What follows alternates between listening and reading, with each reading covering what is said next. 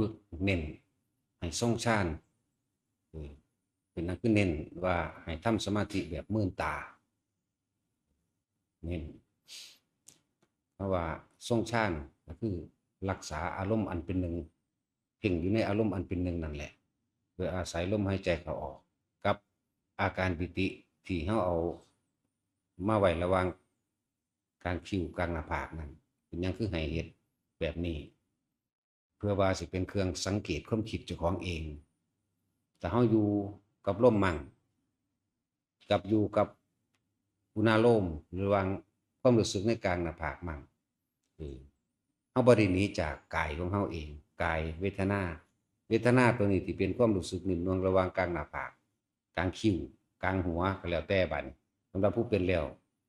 มันจะเคลื่อนไปตามธรรมชาติของมันเองที่เฮาว่าเป็นเครื่องเป็นตัวสังเกตจับความคิดจับผิดความคิดเจ้าของเองบ่ให้มันไปปรุงแต่งกับผู้อื่นไปปรุงแต่งกับบุคคลสัตว์สิ่งของขณะที่ตาเห็นหูได้ยินได้กินยังก็แล้วแต่ได้ยินเสียงเขาบอกกันเรื่องนั้นนี่ก็แล้วแต่แต่จึงว่าฝึกให้อยู่กับตัวเองอีกอย่างหนึ่งก็คือว่าให้มันเกิดความต่อเนื่องคนเรามันขาดการต่อเนื่องสันตติแปลว่าต่อเนื่องสืบต่อกันเนื่องกันพวกเขามันเห็ดกระปิดกระปอยติดดับขาดให้หาย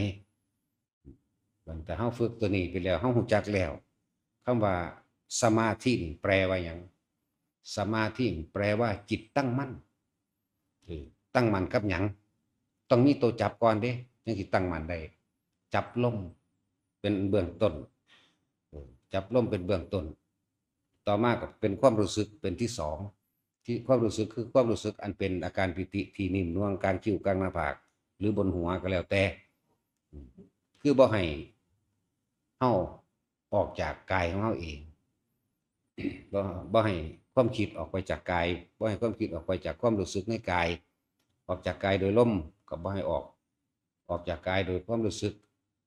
ก็บ่ให้ออกก็เลยทุกคนฝึกแบบนี้เฮาสิเข้าใจดอกเวลาเฮาอยู่กับลมหายใจใดเป็นยังคือจังให้เริ่มต้นโดยลมเพราะลมหายใจเป็นฐานอันมั่นคงฐานรู้ก็ว่าฐานรู้ยังก็รู้สึกโตนี่แหละเป็นฐานแห่งความรู้สึกตัวพร้อมทั้งเบิดในกายในเวทนากายก็คือเอาลมหายใจนี่แหละเป็นกายในกายหนึ่งเวทนาก็เอาความรู้สึกเวทนานอกอย่างเช่นเวทนานอกอาการปิตินั่นก็เอื่นว่าเวทนานอกจะคือกันแต่ว่ามันเป็นอุเบกขาเวทนาดิเป็นอุเบกขาเวทนาเด้อเวทนานอกอย่างหนึ่งก็หมายถึงว่าปวดแข้งปวดขาเจ็บหลังเจ็บเอวแต่ว่าเวทนาในจริงๆต้องลึกเข้าไปเรียกว่าเวทนาในเวทนาคือความรู้สึกที่พอใจกับไม่พอใจก่อนที่เกิดความรู้สึกที่พอใจกับไม่พอใจต้องเกิดจากการคิดเสียก่อนนี่แหละทั้งบอกว่าให้เอาเวทนาอันเป็นอุเบกขาเวทนาอันหนึ่งมาเป็นเครื่องเตือนตัวเองมาเป็นตัวบอกมาเป็นตัวรู้สึกตัวนั่นเองถ้าอาการปิติอันใดหนึ่งหายไปแล้วปุ่นมันไปวิตกวิจัยวิจารณ์สงสัยเรื่องนั้นเรื่องนี้พอใจมั่งบ่พอใจมั่งกับผู้อื่นเหรอบุคคลสัตว์สิ่งของบ่ว่าสิเป็นเรื่องอดีตที่มันพุทธขึ้นมาบ่ว่าเรื่องปัจจุบันที่ตาเฮาเห็นหูเฮาได้ยินอยู่เดี๋ยวนี้เนี่ยแต่เฮาไปคิดแทรกแซงไปปรุงไปแต่งไปนึกคิดกับเขาไปสร้างความเห็นกับเขาความรู้สึกอุเบกขาหายทันทีพุ่นมันไปมีความรู้สึกพอใจมั่งไม่พอใจมั่งกับเขาละนั่นแหละคำว่าในเลยเวทนาในเวทนาเลยเป็นความรู้สึกเลยเป็นตัวใจเลยก็ว่าได้ความรู้สึกพอใจกับไม่พอใจนั่นเองว่าทุกคนฝึก ให้มันเกิดความต่อเนื่องคนมาฝึกยืนก็ให้เป็นได้หมายถึงทั้งรู้ลมหายใจได้ทั้งรู้อุณาโลมได้ถ้าอุณาโลมมันหายกลับมาลมหายใจก่อนแล้วมันขึ้นแล้วก็ไปทำงานต่อไปเดินต่อไปยืนเดินนอนนั่งให้ถนัดกินข้าวก็ให้เป็นกินข้าวอยู่นี่คนส่วนมากกินข้าวนี่ก็สิคิดถึงบุคคลสัตว์สิ่งของอันอื่นเบิดอดีตเบิด แต่ว่าบ่ได้เบิ่งคำว่าเป็นผู้มีสติรู้อยู่ในปัจจุบันณขณะกับสิ่งที่ตัวเองทำนี่บ่เข้าใจบัดนี้ให้เอาอาการปิติตัวนี้อยู่หัวเฮาก็ตามอยู่หน้าผากอยู่กลางคิ้วก็ตามมาเป็นตัวบอกความรู้สึกตัวเองทั้งที่กินข้าวอยู่นี่เอิ้นว่ามันอยู่ในปัจจุบันนี่เอิ้นว่าปัจจุบันบ่ปัจจุบันคือคิดออกไปเรื่องเมื่อคืนนี้เรื่องเมื่อวานนี้นี่แหมเออ เรื่อง10 ปีที่แล้ว5 ปีที่แล้วหรือเมื่อวานนี่บุคคลสัตว์สิ่งของเรื่องนั้นเรื่องนี้นี่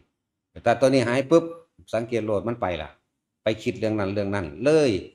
ไปอยู่กับผู้อื่นอยู่กับบุคคลที่รักที่พอใจกับอยู่กับบุคคลที่เกลียดที่ไม่พอใจครับแค้นใจแต่ว่าบ่อยู่กับอุเบกขาของตัวเองนี่บ่อยู่กับตัวเองเมื่อบ่อยู่กับตัวเองแล้วไปสร้างภพประเด็นอย่าลืมความรู้สึกที่พอใจก็เป็นภพเกิดขึ้นแล้วความรู้สึกไม่พอใจภพเกิดขึ้นแล้วบ่ว่าสิพอใจหรือบ่พอใจในเรื่องของโลกล้วนแล้วแต่ไปทางอบายภพเบิดอบายภพนั่นแหละมันจะไปเกิดตามนั้นอบายภพอบายภูมิแปลว่าทำความรู้สึกอยู่กับความพอใจกับไม่พอใจเด้ออบายภูมิแปลว่าจังซี่อบายภพแปลว่าหม่องสิไปเกิดภพเป็นดังพื้นนาหม่องเฮาสิไปเกิดเป็นรูปร่างกายสิเป็นสัตว์นรกบ่สิเป็นเปรตบ่สิเป็นเดรัจฉานบ่นั่นอบายภพส่วนอบายภูมิแปลว่าความรู้ความเห็นของเจ้าของเองนั่นแหละว่าให้ฝึกอยู่ในตัวเองให้เป็นเมื่อมันเกิดยืนเดินนอนนั่งเนี่ยให้ชินเมื่อชินมือชำนาญแล้วเฮาสิเมื่อใดที่เฮาคิดถึงบุคคลสัตว์สิ่งของอื่นๆพอใจก็ไม่พอใจเกิดล้วนแล้วแต่เป็นตัวทุกข์เบิดนั่นล่ะบาดอ๋อทุกข์มันเกิดจากสาเหตุที่เฮาคิดที่เฮาคิดแล้วก็ไปเกิดการวางความเห็นมีความเห็นว่าอันนั้นผิดอันนั้นถูกเมื่อมีผิดมันก็ต้องมีถูกเมื่อมีถูกมันก็ต้องมีผิดอารมณ์จำปนอยู่ในความผิดและความถูกที่เฮาเข้าไปเอาตัวเองเข้าไปยืนยันตัดสินตัวเองคือความรู้สึกว่าถูกเถียงกันความรู้สึกว่าผิดเถียงกันนั่นแหละเพื่อจะให้เห็นตัวนี้เห็นตัวคิดเห็นตัวความคิดเด้อแล้วค่อยๆกลับมาค่อยๆกลับมาค่อยกลับมากลับมาเรื่อยๆมันก็ค่อยอยู่ไว้อยู่ไปอยู่ใสอยู่ร่มมั่งอยู่ในความรู้สึกแห่งกายมั่งอยู่ในจิตแห่งตนเองมั่งสติกำกับจิตนั่นแหละจิตในจิตก็เลยรู้ท่านเขากลับมาลมรู้มันมาลมแล้วแป๊บหนึ่งมันก็หายดอกแต่คนเป็นแล้วนะลมก็หายไปแล้วก็เหลือแต่ความรู้สึกในกายเวทนาจิตเนี่ยสิอยู่นั่นสิคำว่าธรรมบัดนี้คือสิ่งทั้งหลายทั้งปวงสิ่งทั้งหลายทั้งปวงแม่นเบิดทุกอย่างที่ตาเห็นหูได้ยินจมูกได้กินดินได้รสกระทบสัมผัสรู้สึกเพียงกายจิตเป็นผู้คิดผู้นึกนี่ก็เรียกว่าสิ่งทั้งหลายทั้งปวงบัดนี้เฮาพยายามสิบ่ให้มันคิดห้ามโดยความคิดบ่ได้ห้ามความคิดว่ามึงจะคิดแนวนั้นมึงคิดแบบนี้เฮ็ดหยังบักซั่วอีซั่วไอ้เลวนั่นด่าเจ้าของมีแต่ต่อไปเรื่อยอารมณ์เกิดทับถมสะสมมักหมมไปเรื่อยเด้นี่แหละคือความบรู้ในความไม่รู้พยายามห้ามบ่ให้คิดนะสั่นจึงบอกให้แต่ละคนบัดนี้เฮาจึงวิธีหลอกความคิดหยุดความคิดโดยบ่ให้มันไปคิดก็คือมาคิดอยู่กับลมหายใจเมื่อมาคิดอยู่กับลมหายใจได้แล้ว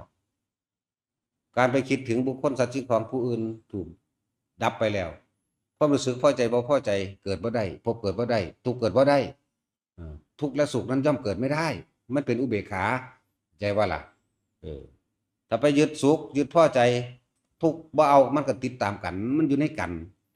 มันเป็นลูกกลมๆเดียวกันมันเป็นก้อนเดียวกันมันเป็นลูกแก้วเดียวกันแต่ถ้าเอาลูกแก้วจะเอาทั้งนอกเอาบ่ได้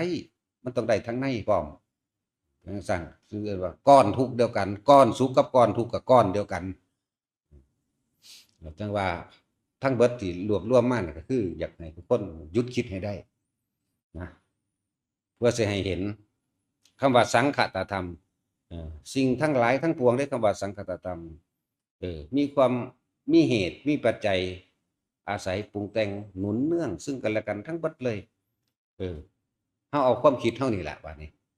ข้างนอกมันก็หนุนเนื่องซึ่งกันและกันข้างในก็หมายถึงใจของเฮาเองความคิดของเฮาเองมีความคิดปรุงแต่งไปเรื่องต่างๆนานาที่เพิ่นสมมุติว่าเรื่องดีมั่งเป็นปุญญาภิสังขารคิดดีมั่งแล้วก็ติดดีมั่ง เมื่อติดดีแล้วมันก็ต้องมีความเร็วติดปนกันไปคือกัน เป็นอปุญญาพิสังขารนี่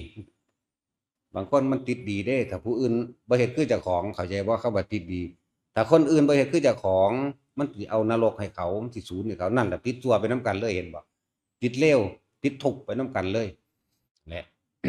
ทั้งสองอย่างคนที่ติดดีก็เข้าใจว่าเนยชาพิสังขารมีความเข้าใจผิดคิดว่าตัวเองถูกเห็นบ่ไปยืนยันตัดสินตัวเองถูกนั่น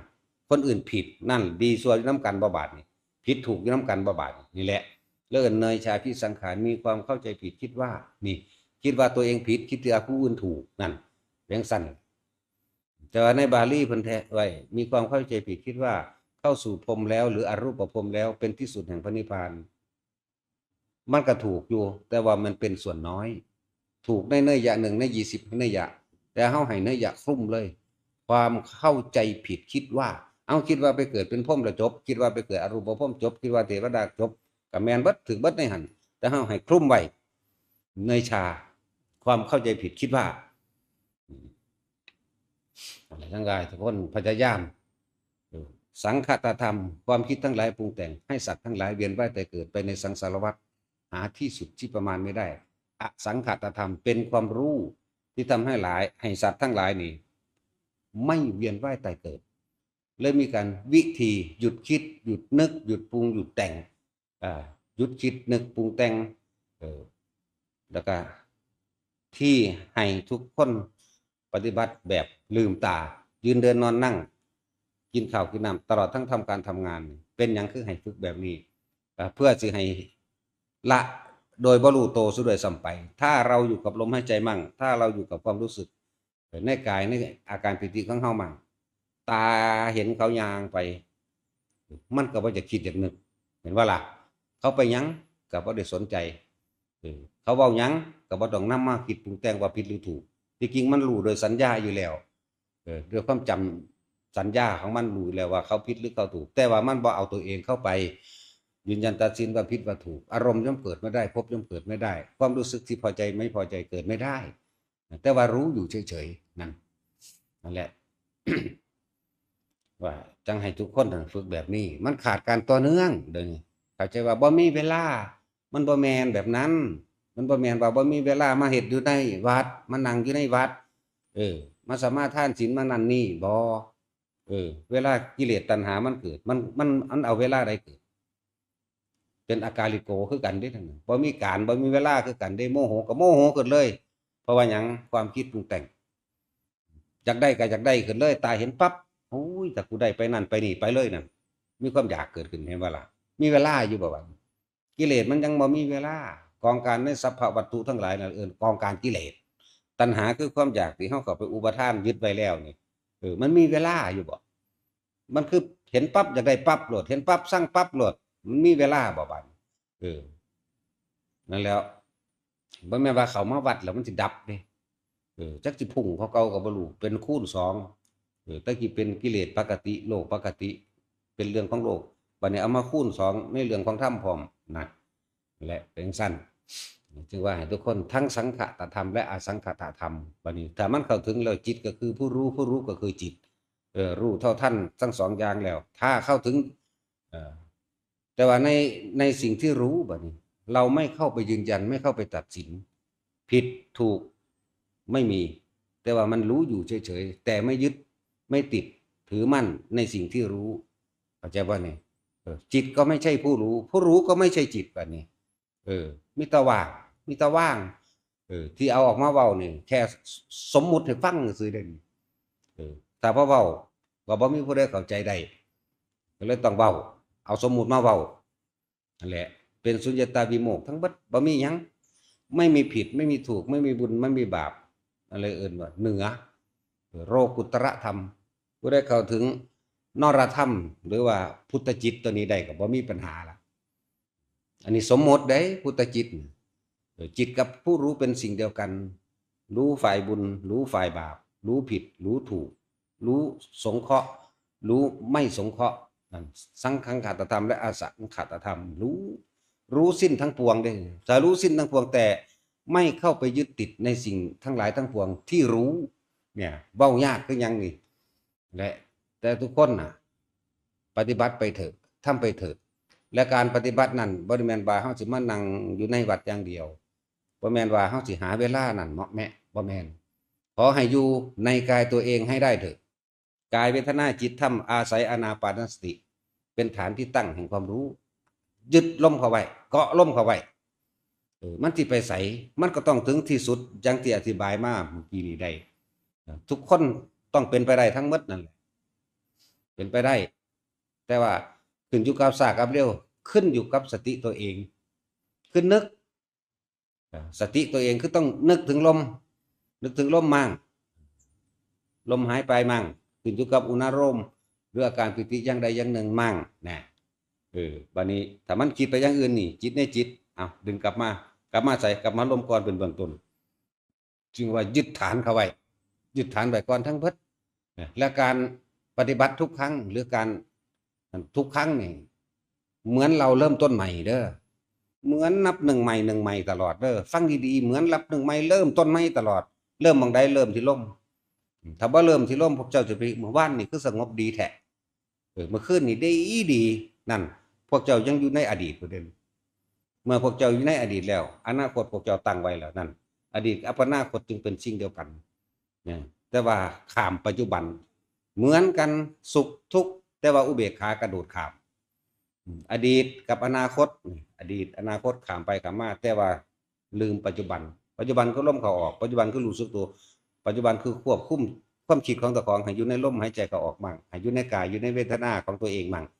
แล้วเฮาสิเห็นสภาวะสิ่งทั้งหลายทั้งปวงหรอกมันก็แค่สิ่งใดเกิดหนึ่งสิ่งหนึ่งเกิดขึ้นเป็นธรรมดาสิ่งนั้นดับเป็นธรรมดามันก็แค่ว่าสิ่งทั้งหลายทั้งปวงถ้าเฮาบ่เข้าไปยุ่งในสิ่งทั้งหลายทั้งปวงสังขตธรรมนี่มันก็บ่สามารถที่จะปรุงแต่งหยังกับเฮาได้ดอกไม่อาจสามารถที่เกิดเชื้อเกิดภพเกิดชาติได้เลยเพราะว่าเฮาอยู่ยึดเกาะไว้เกาะกายไว้เกาะติดไว้นึกไว้ในลมหายใจของเฮาเองเน้นยืนเดินนั่งนอนตลอดทั้งทำการทำงานดวงสั่นมันไปมั่งก็จะไปศูนย์โมโหให้มันความคิดบ่แม่นว่าสิมาเว้าเอายอดที่เพิ่นเว้ามาเลยเห็นบ่ก็เฮ็ดไปตามลำดับของตัวเองยิ่งอยากเหมือนท่านนี่เห็นบ่มันเปรียบเทียบยิ่งอยากเหมือนท่านยิ่งโมโหยิ่งรำคาญยิ่งหงุดหงิดยิ่งความคิดยิ่งต่อฉะนั้นเฮ็ดคือบ่อยากแต่อยากแต่ว่าล่ะอยากอยู่กูอยากพ้นทุกข์แต่วางความอยากตัวนั้นไว้วางมรรคตัวนั้นไว้ก่อนอยากพ้นทุกข์อยากเป็นอรหันต์หรือว่าอยากนิพพานมันบ่ได้แม่นความอยากในความไปทำลายไผอีกเด้อันอยากตัวนั้นแต่วันเดินไปตามห้างแต่ว่าอย่าเร่งเข่งเขี้ยวเข้าใจว่าล่ะอย่าเขี้ยวเข็นเอาเพราะความคิดแต่ให้ทำเอาอย่าเขี้ยวเข็นเอาความคิดเขี้ยวเข็นมันเด้นั่นแหละวิธีมันก็ดีอยากนั้นเป็นมรรควิสุทธิญาณความอยากนั้นเป็นหนทางเดินแห่งความบริสุทธิ์ความอยากตัวนั้นบ่ไปทำลายไผบ่เป็นบาปและบ่คืออยากได้เห็นผัวได้เมียเด้มันจะขาคนต่อไปเด้พวกอยากได้ผัวได้เมียก็ได้กันมาแล้วก็หาอยู่ให้กินตัวกระสูนบ่นั้นสั่งมื้อนี้เดี๋ยวก็สาบแช่งผู้นั้นผู้นี้ตายขาคนอยากว่าล่ะเพราะมันบ่ได้ดังใจสัตว์กับคนคือกันเด้อสิบอกให้จิโปมกับคนดีๆนี่แหละบ่ว่าหยังล่ะนั่นแหละจังว่าเฮาเน้นย้ำพยายามเพียรความเพียรสติกับความเพียรหรือความพยายามหรือความนึกบ่อยๆมากๆนี่นึกมาอยู่ใส่อยู่กับลมหายใจอยู่กับความรู้สึกแห่งกายเวทนาจิตสภาวะธรรมทั้งหลายมันก็เป็นแค่สิ่งใดสิ่งหนึ่งปรุงแต่งกันขึ้นเฉยๆถ้าเราไม่เข้าไปถือเอาถ้าเราไม่เข้าไปยืนยันตัดสินผิดถูกดีชั่วเลวยังไงก็ช่างถ้าเราไม่เข้าไปยุ่งเกี่ยวข้องเกี่ยวสิ่งทั้งหลายเหล่านั้นมันก็เป็นไปธรรมชาติของมันเองแต่เข้าใจตัวนี้เนี่ยมันก็บ่มีปัญหาแต่ว่าทำไปเรื่อยๆทำไปเรื่อยๆแต่มันไปมันก็เผลอกับเพลินไปมั่งเป็นธรรมดาอ้าวกลับมาลมคนที่ทำงานอยู่กับช่างพวกเจ้าที่เชื่อมเหล็กออกเหล็กทำงานก่อสร้างหรือโรงงานใดๆก็ช่างหมอแพทย์พยาบาลก็ช่างถ้าเฮาจับจุดไปแล้วหูจักแล้วความรู้สึกนิ่มๆนวลๆหรือนึบๆกลางหัวกลางหน้าผากนั่นแหละสิเป็นตัวบ่งบอกว่าพบว่าท่านเกิดตอนนั้นอยู่ในอุเบกขาความรู้สึกตอนเป็นอุเบกขาพบว่าท่านได้เกิดได้อุเบกขานี่ถึงแม้ว่าจะเป็นภพแต่ว่าเป็นภพอันละเอียด อุเบกขาตัวนี้ว่างจิตเป็นพรหมเป็นอุเบกขาครับบ่ท่านใดบ่ท่านใดมีคติแน่นอนเด้จากว่าสิไปกามภพว่าสิไปอันอบายภพบ่หรืออันใดแต่ว่าอยู่ตอนนี้มันกำลังสังเกตจิตตัวเองอยู่นะนั่นแหละเพราะว่าพยายามหาคำที่ง่ายฟังง่ายให้ทุกคนทำความเข้าใจตัวเองบ่ต้องมาเข้าใจผู้เพิ่นสอนเด้ผู้เพิ่นสอนเป็นแต่เพียงผู้แนะให้บอกให้เด้อย่ามาวิจัยวิจารณ์ว่าเพิ่นเป็นนั่นเป็นนี่เด้เพิ่นบ่เป็นหยังจักว่าสรุปให้ว่าเพิ่นบ่เป็นหยังดอกรอตายเบิ่งเจ้าของนั่นเบิ่งลมหายใจเจ้าของนั่นเบิ่งความรู้สึกในกายเจ้าของอันเป็นตัวนั้นแหละเบิ่งควบคุมความคิดสติกำกับความคิดเจ้าของอย่าให้มันหนีออกจากกายมันสิไปไสถ้ามันบ่หนีออกจากกายอย่างน้อยๆสิยืนยันให้ไว้แต่ละคนนี่ยืนยันบัดยืนยันนี่เฮาก็เป็นมาพอแห้งแล้วอย่างนึงแต่ว่าบ่ตัดสินว่าไผสิไปหรือบ่ไปเด้ที่ยืนยันว่าบุคคลผู้ใดเนี่ยเมื่อทำการละอยู่ในอานาปานสติบุคคลผู้นั้นอย่างน้อยๆเขาก็เข้าสู่พรหมอนาคามีเข้าใจบ่ล่ะนี่ละคำพระพุทธเจ้าก็เลยเฮาบ่เว้านะเฮาบ่เว้ารู้แบบนั้นจังซั่นแล้วจะว่าให้มั่นใจในลมหายใจเด้อผู้ใดก็ตามจำไว้ดีๆโลดเกิดหยังขึ้นก็ช่างกลับมาลมใส่ความคิดนั่นแหละกลับมาคิดอยู่กับลมดีกว่าคิดถึงลมเข้าลมออกดีกว่านั่นแหละเกิดหยังขึ้นก็ช่างดีหรือร้ายหยังก็ตามเถอะถ้าพวกเจ้ายังคิดนึกปรุงแต่งอยู่มันก็ไปหาเกิดตามความคิดนึกของพวกเจ้าเองนั่นแหละธรรมทั้งหลายทั้งปวงรวมอยู่ที่จิตทุกสิ่งทุกอย่างเกิดจากจิตดับก็ต้องดับที่จิตเหมือนกันเข้าใจว่าล่ะนั่นแหละถ้าดับก็ต้องดับอยู่ตัวนี้จิตเป็นผู้สร้างมันก็ต้องเป็นผู้ฆ่าตัวเองได้เหมือนกันแหละฆ่าความคิดเจ้าของเองนั่นแหละในความรู้ความเห็นทั้งหลายในห้องบ่เข้าไปยืนยันตัดสินกับไผผิดหรือถูกเฮาก็บ่ว่าแต่มันก็รู้อยู่ในมันเองจักบ่ล่ะนั่นแหละจึงว่าความว่าง